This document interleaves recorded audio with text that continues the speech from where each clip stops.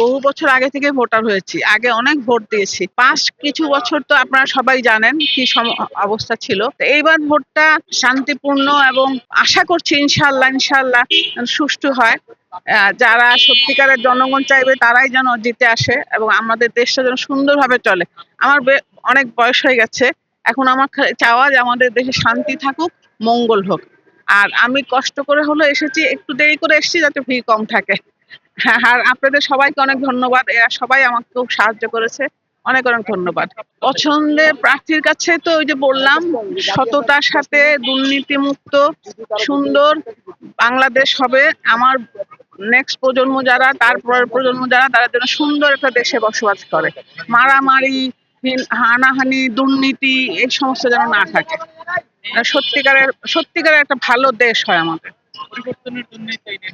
Definitely definitely ইনশাল্লাহ, আল্লাহ চাইলে সব সম্ভব।